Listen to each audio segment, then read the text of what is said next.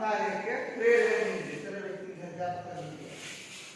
ಹಾಗೆ ಆ ನಿಟ್ಟಿನಲ್ಲಿ ಹೀಗೆ ನಾವು ಪ್ರತಿ ತಿಂಗಳ ಬೋಧನಾ ಚಟುವಟಿಕೆಗಳಲ್ಲಿ ಮೂರಾಗುತ್ತೆ. ಈಗ ವಿದ್ಯಾರ್ಥಿ ಕಲಿಕಾ ಚಟುವಟಿಕೆಯಲ್ಲಿ ನಾವು ಸಕ್ರಿಯವಾಗಿ ಭಾಗವಹಿಸುವುದು ಬೋಧನಾ ಚಟುವಟಿಕೆ ಅದೊಂದು. ಆ ನಿಟ್ಟಿನಲ್ಲಿ ಕಳೆದ ಈ ತಿಂಗಳಲ್ಲಿ ಮಾನವನಲ್ಲಿ ಅಭ್ಯಾಸ ಮಾಡಿದಂತೆ 7 ಕಲಿಕಾ ಸಾಮರ್ಥ್ಯಗಳನ್ನು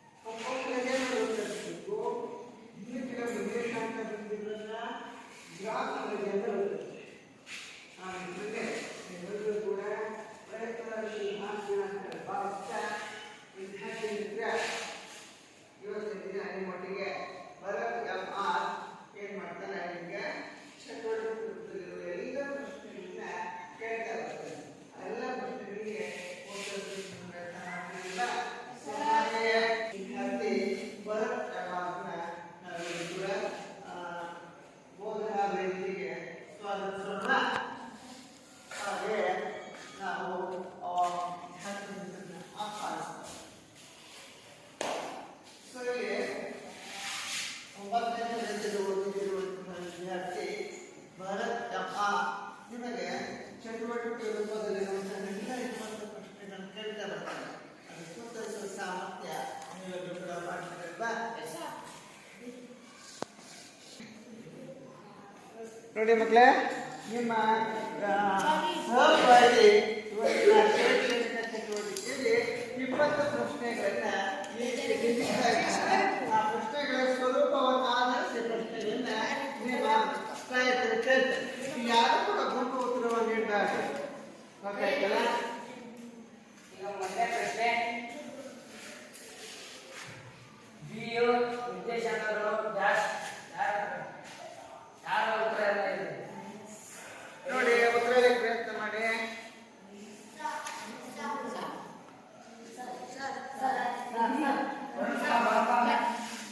-5.2 ಹೇಳುವಂತ ಕ್ರಮ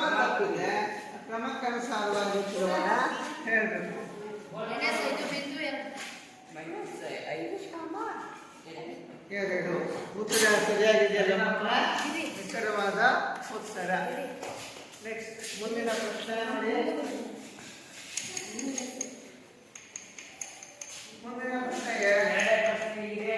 ಸಿಎ ನಿರ್ದೇಶಾಂಕಗಳು ಯಾವುವು? ನೋಡಿ ಮಕ್ಕಳೇ, ಸಿಎ ನಿರ್ದೇಶಾಂಕಗಳು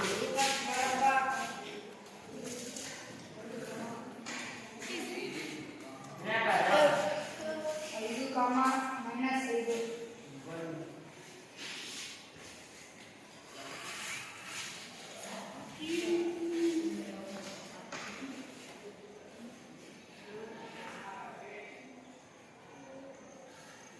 ನೋಡಿ ಮಕ್ಕಳೇ, ಆ ವಿದ್ಯಾರ್ಥಿ ಬರೆದಿರುವಂತಹ ಕ್ರಮ ಸರಿ ಇದೆಯಾ? ಇಲ್ಲ. ಮತ್ತೇನ್ ತಪ್ಪಿದೆ? ಆಮೇಲೆ ನಿರ್ದೇಶಾಂಕ ಮತ್ತೊಂದು ತಪ್ಪಿದೆ.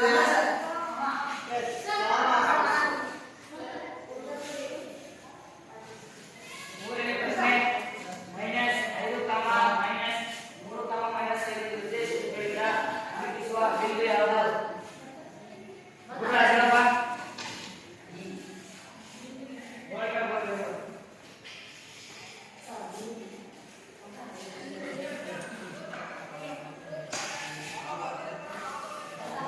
ನೋಡಿ, ಆ ವಿದ್ಯಾರ್ಥಿ ಬರೆದಿರುವಂತಹ ಕ್ರಮ ಸರಿ ಇದೆಯಾ? ಏನಿದೆ ಬರೆದಿರೋದು?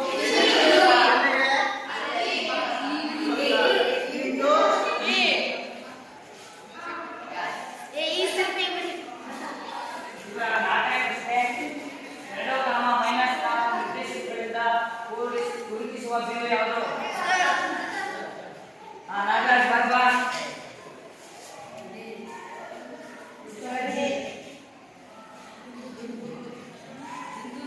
ನೋಡಿ, ಭಾಗಶಃ ಉತ್ತರವನ್ನು ಬೇಡಿ, ಪೂರ್ಣತ್ವದ ಉತ್ತರವನ್ನು ನೀಡಿ. ಬಿಂದು ಈಗ ಐದನೇ ಪ್ರಶ್ನೆ ಡಿ ಬಿಂದುವಿನ ಕ್ಷಿತಿಜ ಸೂಚಕ ಯಾವುದು? ದಿನೇಶ್ ಬರ್ಬಾ ನೋಡಿ, ಗೋಪಿ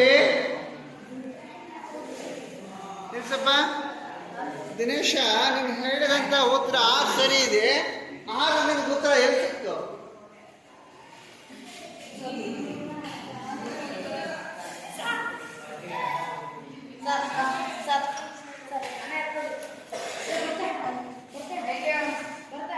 ಎಲ್ಲಿ? ರಾಪಾಳಿ ನಮೂದಿಸಿದೆ. ಆ ನಮೂದಿಸಿರುವ ಶುದ್ಧ ರೂಪ ಏನಿದೆ? ಬಿ. ಬಿ ಎಲ್ಲಿದೆ? ಎಸ್.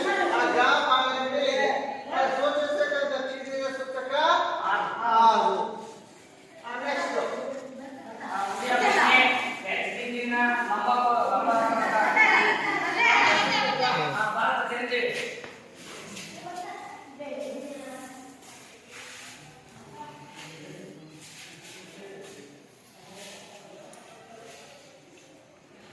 ಮುಂದಿನ ಪ್ರಶ್ನೆ ನಿಲ್ಲಿಸಿ ಮಕ್ಕಳೇ. ಅಲ್ಲಿ ಕ್ಷಿತಿಜ ಸೂಚಕ ಮತ್ತು ಲಂಬ ಸೂಚಕದ ನಿರ್ದೇಶಾಂಕ ಬಿಂದುಗಳನ್ನು ಗುರುತು ಮಾಡಿದ್ರಿ. ಸೂಚಕ ಅಕ್ಷಗಳ ಬಿಂದುಗಳನ್ನ. ಈಗ ನಮ್ಮ ಪ್ರಶ್ನೆ ಮುಂದೆ ಏನಿದೆ ಅಂದ್ರೆ, ಆ ಎರಡು ಸೂಚಕಗಳು ಕ್ಷಿತಿಜ ಸೂಚಕ ಮತ್ತು ಲಂಬ ಸೂಚಕಗಳನ್ನು ಸೇರ್ಪಡೆ ಮಾಡಿದಾಗ ನಿಮ್ಗೆ ಏನ್ ಸಿಗುತ್ತೆ? ನಿರ್ದೇಶಾಂಕ ಬಿಂದು ಸಿಗ್ತದೆ. ಹಾಗಾದ್ರೆ ಈ ನನ್ನ ಪ್ರಶ್ನೆ, ಆ ಎರಡು ಬಿಂದುವಿನ ನಿರ್ದೇಶಾಂಕಗಳು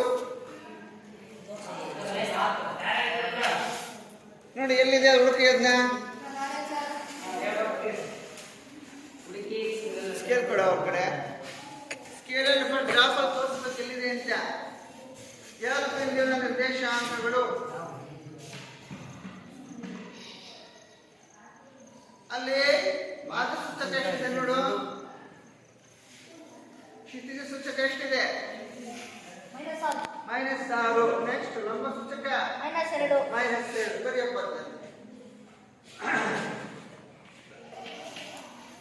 ನೋಡಿ, ಅಲ್ಲಿಗೆ ಗಿರೀಶ ಬರೆದ ಕ್ರಮ ಮತ್ತೊಂದು ತಪ್ಪಿದೆ. ಏನಿದೆ? ಕಾಮ. ಎರಡು ಅಕ್ಷಗಳ ನಿರ್ದೇಶಾಂಕಗಳ ಬಿಂದುಗಳ ನಡುವಿನ ಅಂತರ ಕಡಿಮೆ ಇದೆ.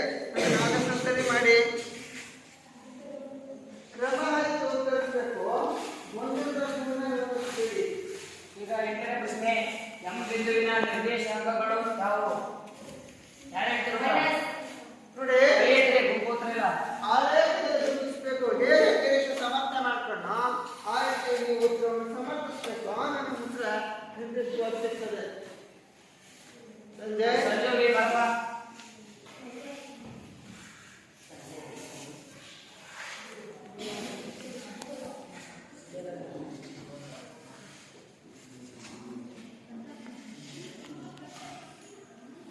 ಸಂಜಯ್ ಎಂ ಬಿಂದುವಿನ ನಿರ್ದೇಶಾಂಕ ಗುರುತಿಸಬೇಕಾದ್ರೆ ಇಲ್ಲಿ ಕಾರ್ಯಸೂಚಕ ಎಷ್ಟಿದೆ?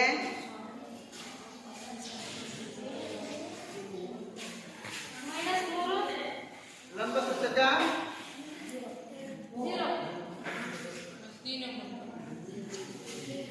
ನೋಡಿ ಸರಿಯಾಗಿ ಗಮನಿಸಿ.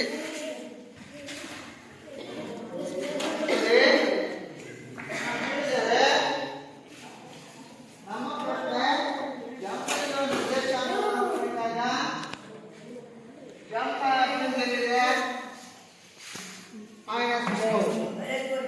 ಅಲ್ವಾ? ಈ ಎಂ ಬಿಂದುವಿನ ನಿರ್ದೇಶಾಂಕ ಅಂತ ಹೇಳಿದಾಗ -3 ಕಾಮ ಹೇಳಿ 0ನೇ ಉತ್ತರ. ಯಾಕೆ ಹೇಳಕ್ಕಾಗಲ್ಲ? ಅಲ್ಲಿ 0 -3 ಅಡಕವಾಗಿದೆ. ನೆಕ್ಸ್ಟ್ 9ನೇ ಪ್ರಶ್ನೆ ಏನಿದೆ? ಎರಡು ವರ್ಷಗಳ ಉದ್ದೇಶ ಬಿಂದುವು ಡ್ಯಾಶ್ ಆಗಿರುತ್ತದೆ. ಉತ್ತಮ ಏನಪ್ಪ?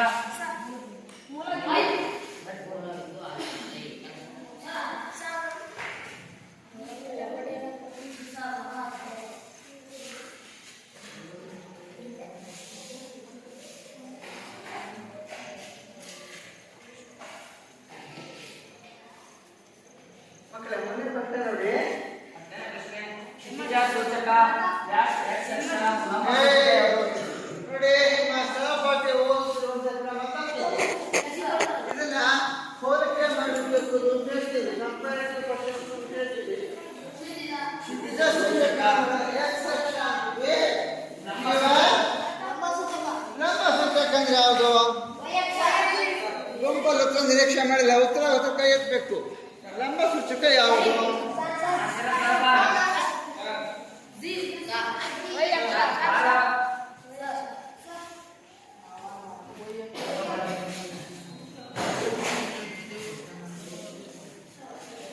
ನಾನೊಂದು ಬರಿತೇನೆ.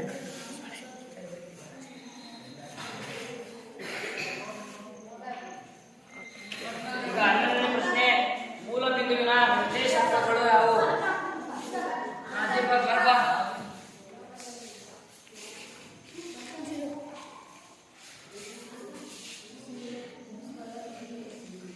ನೋಡಿ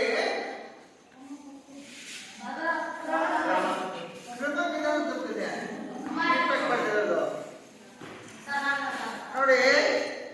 ಪ್ರತಿ ಬಾರಿ ಹೇಳ್ತೇವೆ ಪಾದಸೂಚಕ ಮತ್ತು ಲಂಬ ಸೂಚಕಗಳ ಬಿಂದುಗಳ ನಿರ್ದೇಶಾಂಕ ಬಿಂದುಗಳನ್ನ ಸ್ವಲ್ಪ ಅಂತರದಲ್ಲಿ ಬರೀಬೇಕು ಅಂತ ಹೇಳ್ತೇವೆ.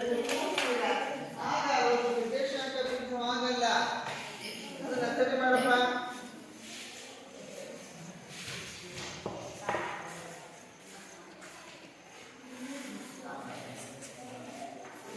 ಈಗ 12ನೇ ಪ್ರಶ್ನೆ ಈ ಬಿಂದುವಿನ x ಮೈನಸ್ ನ ನಿರ್ದೇಶಾಂಕ ಯಾವುದು? ನೋಡಿ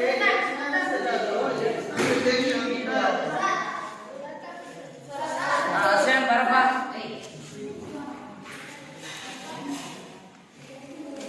ನೋಡಿ ಇಲ್ಲಿ ನೀವು ಗಮನಿಸಿದಂತಹ ಮೊದಲ 11 ಪ್ರಶ್ನೆಗಳಿಗೆ ವ್ಯತಿರಿಕ್ತವಾದಂತಹ 9 ಪ್ರಶ್ನೆಗಳು ಕಾಣ್ತೇವೆ. ಉತ್ತರಿಸುವಾಗ ಸಾಕಷ್ಟು ಆಲೋಚಿಸಿ ಗ್ರಹಿಸಿ ಉತ್ತರವನ್ನು ಮಂಡಿಸಬೇಕು. ನಾವು ಕೇಳ್ತಿರೋದು ಈ ಬಿಂದುವಿನ x ನಿರ್ದೇಶಾಂಕ ಯಾವುದು?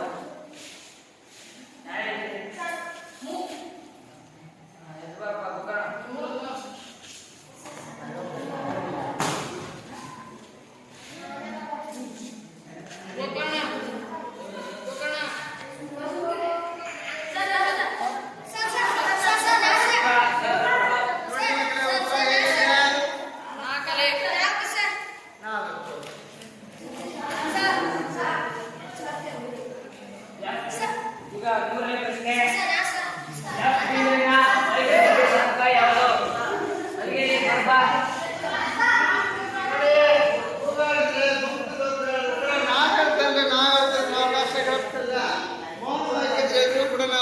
ಸಹಾಯ ಮಾಡಿಕೊಡ್ತೀವಿ.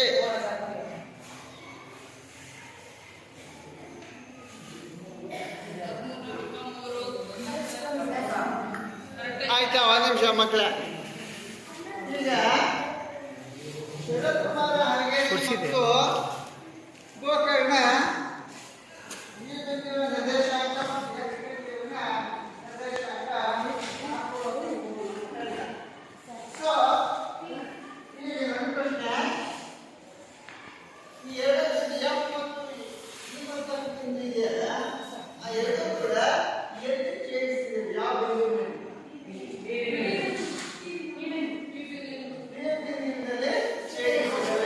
ಆ ಛೇದಕ ಬಿಂದುವನ್ನೇ ನಿರ್ದೇಶಾಂಕ ಬಿಂದು ಪಿ ಅಂತ ಕರೀತೀವಿ.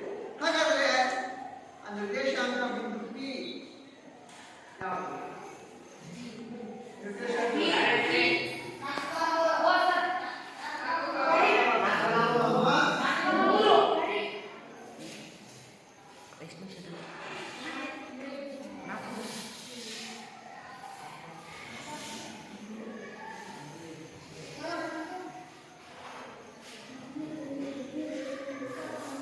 ಅಲ್ವಾ ಮಕ್ಕಳೇ? ಮಕ್ಕಳೇ, ಇಲ್ಲಿ ಇನ್ನೊಂದು ಪ್ರಶ್ನೆ ಇದೆ. ಇದುವರೆಗೂ ಕೂಡ ನಾವು ನಿರ್ದೇಶಾಂಕ ಬಿಂದುಗಳನ್ನು ಕೊಡ್ತಾ ಇದ್ವಿ. ಫಾರ್ ಎಕ್ಸಾಂಪಲ್, ಎಲ್ಲ 3 ಕಾಮ -6 -7 -1 ಅಂತ ಹೇಳಿ ಕೊಡ್ತಾ ಇದ್ವಿ. ಹಾಗೆ ನೀವು ಗ್ರಾಮಪಾಲನ ಗುರುತಿಸ್ಬಿಡ್ತಿದ್ರಿ. ಸೊ ಈಗ ನನ್ನ ಪ್ರಶ್ನೆ ಏನಿದೆ, ಬಲಬದಿಯಲ್ಲಿ ಒಂದು ನಿರ್ದೇಶಾಂಕ ಬಿಂದು ಕೊಟ್ಬಿಟ್ಟಿದ್ದೀವಿ, ಇಲ್ಲ -2, 6. ಅದರಲ್ಲಿ ಪಾದ ಸೂಚಕ ಯಾವುದು?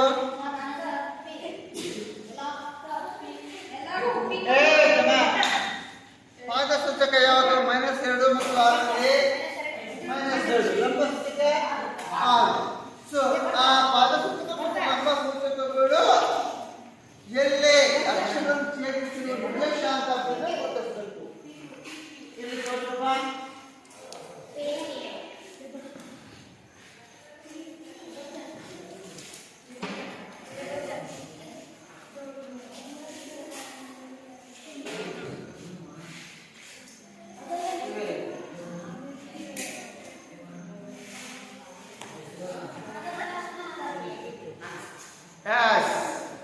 ಅಲ್ವಾ?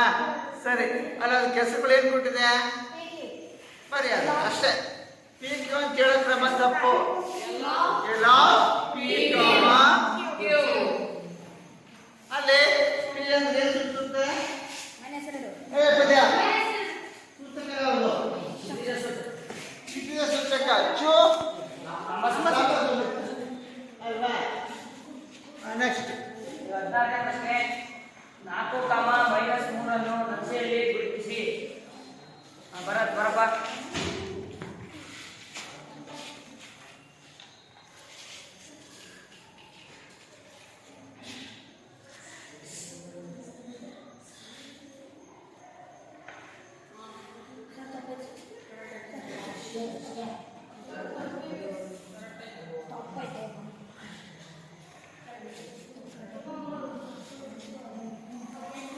ಅಲ್ಲಿ ಗೊತ್ತಿರಬೇಕು ನಿರ್ದೇಶಾಂಕ ಬಿಂದು ಯಾವುದು ಅಂತ.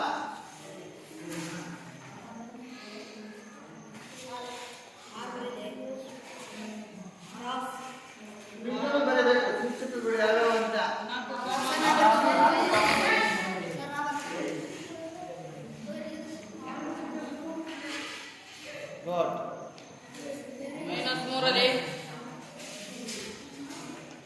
ಶರತ್ ಎಲ್ಲ ನಿಂತ್ಕೊಳ್ಳಪ್ಪ. ಶರತ್, ಸೊ ಆ ಪ್ರಶ್ನೆ ನಾವು ಗುರುತಿಸಿದಿಲ್ಲ ನಕ್ಷೆಯಲ್ಲಿ, ಅದು ಯಾವ ಚತುರ್ಥಕದಲ್ಲಿ ಬರುತ್ತೆ? 4ನೇ ಚತುರ್ಥಕದಲ್ಲಿ ಬರುತ್ತೆ. ಸರಿಯಾದ ಉತ್ತರ ಅಲ್ವಾ ಮಕ್ಕಳೇ?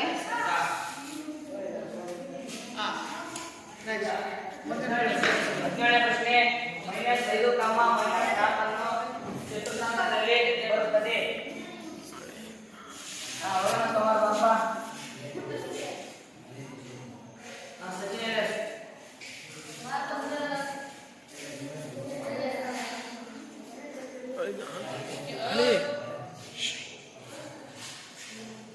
ಸೊ ನೋಡಿ, ಯಾವ ಚತುರ್ಥಕದಲ್ಲಿ ಬರುತ್ತೆ?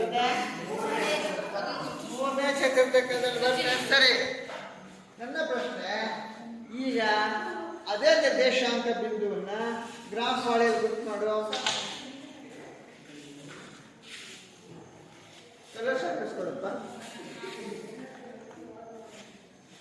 ಒಂದು ನಿಮಿಷ ಈ ಕಡೆ ಬರಪ್ಪ ನೀನು.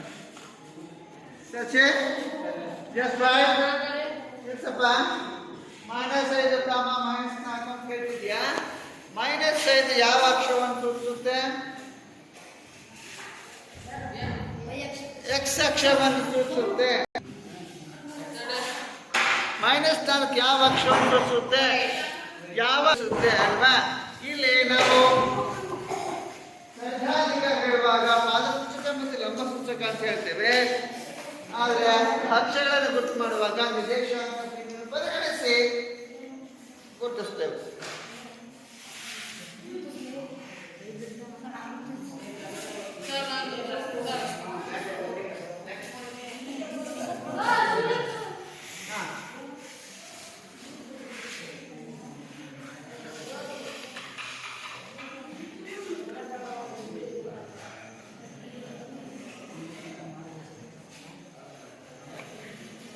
ಇಲ್ಲಪ್ಪ, -5 ಮೈನಸ್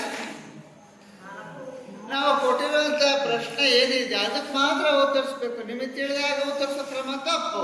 ನಾವಿರುವಂತ ಪ್ರಶ್ನೆ ಸ್ವರೂಪ -5 ಮತ್ತು -4 ಇದೆ. ಸೊ ಇವನು ತಡೆಯಪ್ಪ, ಅಮ್ಮನ ಗೌಡ ಅದನ್ನ ಸರಿ ಮಾಡು. ಬಣ್ಣ ಚಾಪೀಸ್ ಚೇಂಜ್ ಮಾಡು.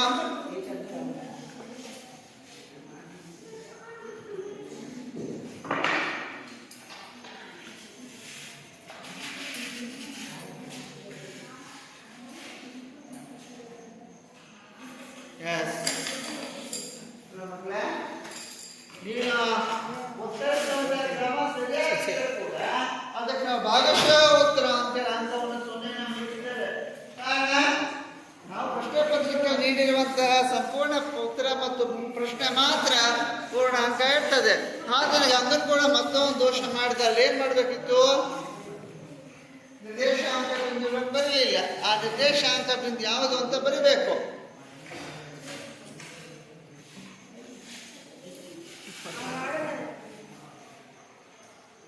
ಎಲ್ಲ ಕ್ಯಾಪ್ಚರ್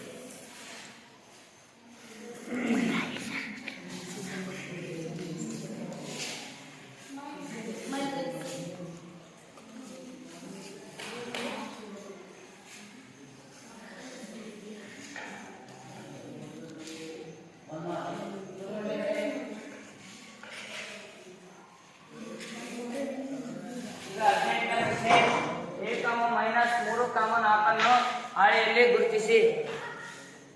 ಇದನ್ನ ಯಾರು ಮಾಡ್ತೀರಾ? ವರುಣ್ ಕುಮಾರ್ ವರ್ಕ್ ಮಾಡ.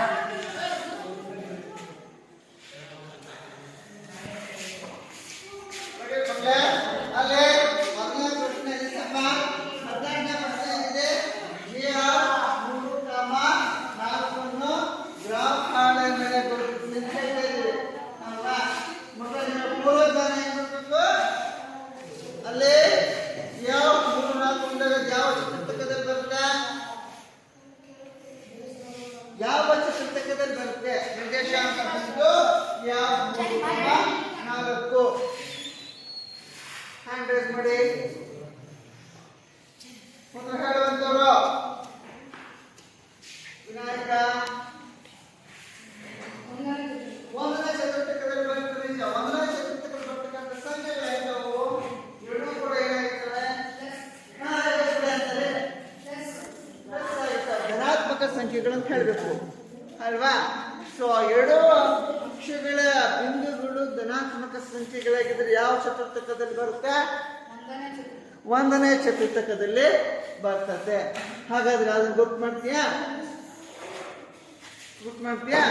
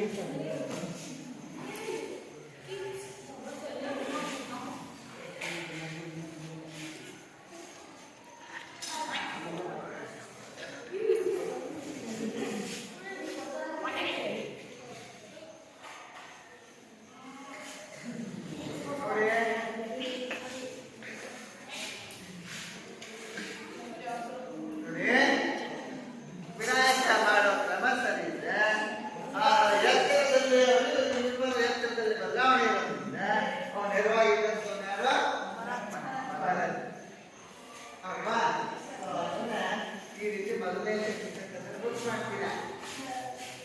ಈಗ 19ನೇ ಪ್ರಶ್ನೆ. ಎಲ್ಲ 3, ಮೈನಸ್ 6ರಲ್ಲಿ ಪದ ಸೂಚಕ ಯಾವುದು? ನೋಡಿ ಅವನು ಓದೋ ಕ್ರಮ ತಪ್ಪಿದೆ. ಅಲ್ವಾ? ಅದನ್ನ ಯಾಕೆ ಸರಿ ಮಾಡ್ತೀರಾ? ಅದನ್ನ ಸರಿಯಾಗಿ ಓದ್ಬಿಟ್ಟು ಯಾರು? ಗಿರೀಶ ಓದಪ್ಪ. ಲಾಫ್ 3 ಮೈನಸ್ 6 ಅಲ್ಲ, ನಾವು ಅದನ್ನ ಓದುವಾಗ ಏನಂತ ಹೇಳ್ಬೇಕಂತ ಎಲ್ಲಿಂದ ಫಸ್ಟ್ ನಿರ್ದೇಶಾಂಕ ಬಿಂದು ಎಲ್ಲ 3 ಮೈನಸ್ 6. ಇದು ಓದುವಂತ ಕ್ರಮ. ನೋಡಿ ಪದೇ ಪದೇಯಿಂದ ತಪ್ಪುಗಳನ್ನು ಮಾಡಬಾರ್ದು ಅಲ್ವಾ ಗಿರೀಶ? ಮುಂದೆ ಪ್ರಶ್ನೆ ಓದಪ್ಪ. 6ರಲ್ಲಿ ಪದ ಸೂಚಕ ನೋಡಿ ಮತ್ತೆ ತಪ್ಪು ಓದ್ತಿದ್ದೀಗ. ಪಾಠ ಸೂಚಕ ಯಾವುದು? ಲಂಬ ಸೂಚಕ ಹಾಗೂ ಚತುರ್ಥಾಂಕದಲ್ಲಿ ಡ್ಯಾಶ್ ಬರ್ತದೆ. ಇದಕ್ಕೆ ಯಾರು ಕೇಳ್ತೀರಾ? ಸುಶಾಂತ್ ನಂಬರ್ ಹೇಳ್ತೀರಿ, ಯಾರು ಹೇಳೋರು? ನೋಡಿ ನಮಗೆ ಬೇಕಾದ ನಿರ್ದಿಷ್ಟವಾದಂತ ಉತ್ತರ ಅಷ್ಟೇ. ಪಾದ ಪುಸ್ತಕ ಯಾವುದು? ಲಂಬ ಪುಸ್ತಕ ಯಾವುದು?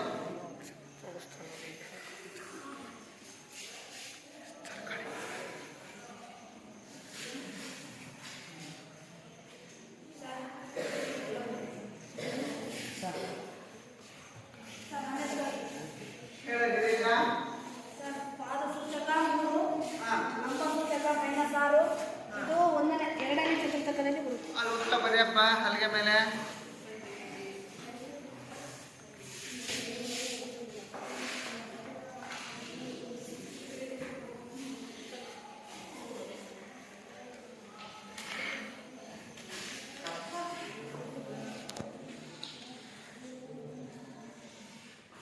ಆದ್ರೆ ಗಿರೀಶ ಗುರುತಿಸಿರುವಂತ ಪಾದ ಸೂಚಕ ಮತ್ತು ಲಂಬ ಸೂಚಕ ಸರಿ ಇದೆ. ನಾವು ಹೇಳಿರ್ತಕ್ಕಂಥದ್ದು ಯಾವ ಚತುರ್ಥಕದಲ್ಲಿ ಅಂದಾಗ ಉತ್ತರ ತಪ್ಪಾಯ್ತಲ್ವಾ? 4ನೇ ಚತುರ್ಥಕದಲ್ಲಿ ಬರ್ತದೆ ಅಲ್ವಾ? ಆಕಾಶ ಬರ್ತೀನಿ ಸರಿನೇ? ಆಕಾಶ ಬರ್ತಿ ಉತ್ತರ ಸರಿ ಮಾಡೋದನ್ನ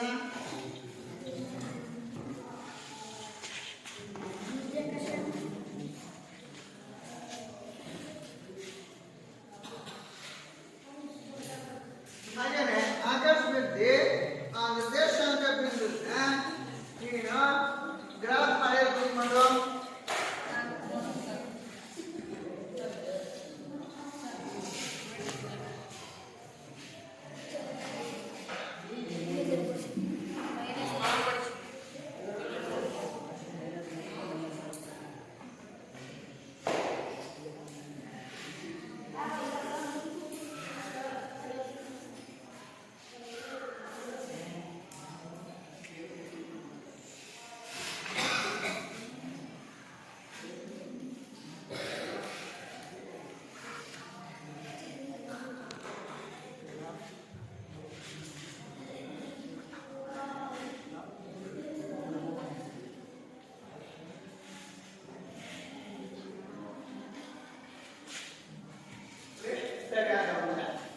ಈಗ ಇದರ ಪ್ರಶ್ನೆ. ನಿರ್ದೇಶಾಂಕ ಮೂಲಬಿಂದು ಇ ಆಫ್ ಮೈನಸ್ 8, 4 ಗುರುತಿಸಿ. -8 ಮತ್ತು 4 ಗುರುತಿಸ್ತೀರಾ? ಅದು ಕೊನೆಯ ಪ್ರಶ್ನೆ. ಹ್ಯಾಂಡ್ ರೈಸ್ ಮಾಡಿ ಯಾರು ಗುರುತಿಸ್ತೀರಾ? ಮಗ ಬೇಕು. ನಮ್ಮ ನಾಗರಾಜ. ನಾಗರಾಜ್ ಕೆಜೆ ಬರಪ್ಪ.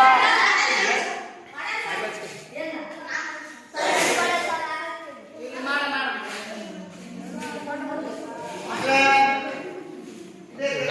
ವಿಡಿಯೋ ಫೋಟೋಲ್ಲ ಬಂದು ಎಂಟ್ರಿ ಕೊಟ್ಟಪ್ಪ. ನಾವು ಚಟುವಟಿಕೆ ಕೊಟ್ಟಿದ್ದೀವಲ್ಲಪ್ಪ, ಆದರೆ ಆ ಚಟುವಟಿಕೆ ಬುಕ್ ಸುಮಾರು 5 ವರ್ಷ ಇರ್ತದೆ. ಅವರು ಗೃಹಕೃಷ್ಣರು ಕೂಡ ಉತ್ತರ ಮಾಡಿ ನಾವು ನಾಳೆ ಸಬ್ಮಿಷನ್ ಮಾಡಬೇಕು. ಇಲ್ಲಿ ನೀವು ಪ್ರಾಯೋಗಿಕವಾದ ಚಟುವಟಿಕೆ ನಮ್ಮನ್ನ ಪ್ರತಿಬಿಂಬಿಸಿದ್ರೆ ಅದೇ ಥರ ಗೃಹಕೃಷ್ಣದ ಚಟುವಟಿಕೆ ಬುಕ್ ಸಕಾಳೆ ಬರ್ತಾ ಸರಿ ಬರ್ತಾ ಓದಿದ್ರೆ ನಾಳೆ ಬರ್ತಾ ನಾಗರಾಜ ತುಂಬಾ ಪ್ರಯತ್ನ ಪಟ್ಟು ಗುಡ್ ಮಾಡ್ತಾ ಇದ್ದಾರೆ. ಅಲ್ಲಿ 2 ಅಕ್ಷರಗಳ ಬಿಂದುಗಳನ್ನ